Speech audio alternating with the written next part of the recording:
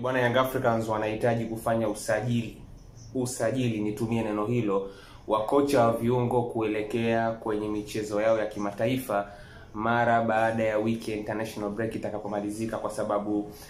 nafikiri nikijaribu kuwatazama kwa kiasi kikubwa sana Young Africans, kuna changamoto kwenye namna ambavyo wanaweza kuidhibiti na kuidumisha nishati walionayo kwa sehemu yote ya dakika 90 kwenye michezo yao ya kiushindani msimu huu. Sasa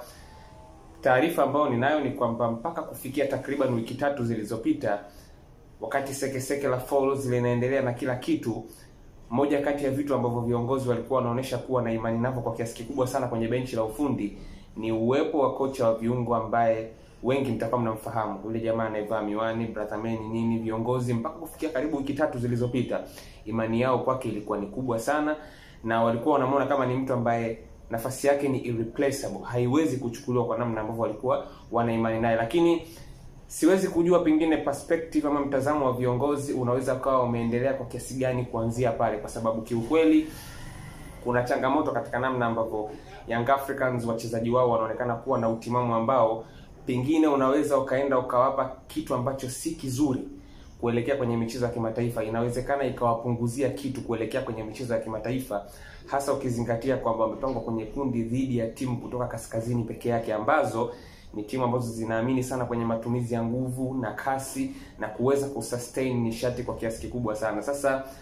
hata ukijaribu kutizama mchezo dhidi ya KMC namna ambavyo ulikwenda, ni kwa sababu tu KMC hawakuwa na quality kwenye nyakati kadhaa ambazo walikuwa wanafanikiwa kufika kule mbele wakati Yanga walipokuwa wanapoteza mpira. Lakini kirahisi angekuwa ni mpinzani ambaye ana uwezo zaidi, ama angekuwa ni mpinzani tu wa kimataifa, huenda pengine Young Africans angeweza kubaki na goli alizozifunga pengine kutokana na uwezo wake yeye mwenyewe kwenda mbele. Lakini ni wazi quality ambayo ingeongezeka kidogo ingeweza kuadhibu zaidi ya lile goli ambalo tumeliona. Lakini kwa kiasi kikubwa sana, hata ukirejea mchezo wao wa mwisho wa kimataifa dhidi ya Silver Strikers, kwenye kipindi cha pili Young Africans walikuwa kuna muda ni kama walikaa nyuma, sio kwa sababu walipenda, lakini ni kwa sababu ulikuwa unaona kabisa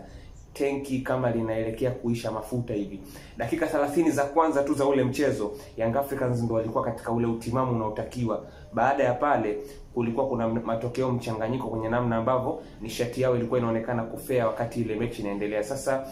ukijaribu kutizama kwa kiasi kikubwa sana, swala la utimamu mdogo ndilo ambalo liliwagharimu Young Africans katika kampeni yao ya ligi ya mabingwa barani Afrika msimu uliopita, katika kitu ambacho kiliwarudisha nyuma kwenye kufuzu kwenda kwenye hatua ya robo finali msimu uliopita. Ilikuwa ni kuanza vibaya mechi 3 za kwanza za kundi, na ni kwa sababu physically wachezaji wa Young Africans walikuwa chini. Sasa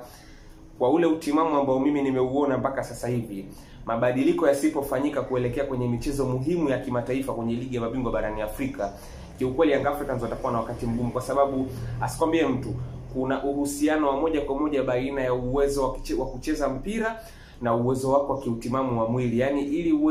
ili uwezo wako halisi wa kimpira uweze kuonekana katika daraja linalotakiwa, ni lazima uambatane na uwezo ama nishati ya mwili ambayo inatakiwa. Haya sio maneno yangu, ni maneno ya Marcelo Bielsa ambaye aliwahi kubainisha kwamba best physical performance result in best player performance.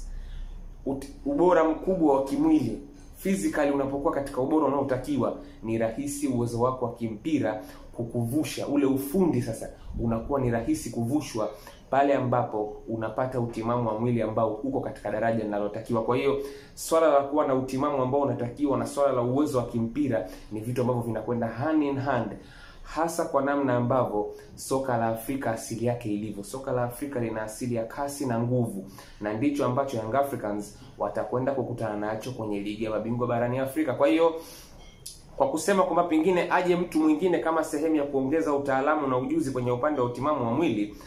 haimaanishi kwamba aliyepo aondoshwe, kwa sababu inawezekana kabisa wakapatikana fitness coaches wawili wakasaidiana wakaifanya hiyo kazi. Msimu uliopita tu Young Africans hao walikuwa na Taibi Lagruni ambaye alikuwepo tangu msimu unaanza chini ya Gamondi, lakini Sead Ramovic alipojiunga na timu, yeye alitaka mwalimu wake wa fitness awepo pale. Kwa hiyo kuna muda wakawa wako wawili makocha wa fitness. Kwa hiyo inawezekana kabisa aliyepo akaendelea kubakisha nafasi yake, lakini akapatikana mtu ambaye akaongeza ujuzi wake na akaweza kubalance mzigo ambao kwa mtazamo wangu unaona ni kama vile kocha wa viungo aliyepo sasa hivi tayari unaonekana kuwa umemwelemea. Kwa hiyo kama kuna usajili muhimu kabla dirisha rasmi halijafunguliwa, basi ni usajili wa kumleta kocha wa viungo ambaye atakuja kuboresha nishati ya wachezaji wa Young Africans kuelekea kwenye michezo ya ligi ya mabingwa barani Afrika msimu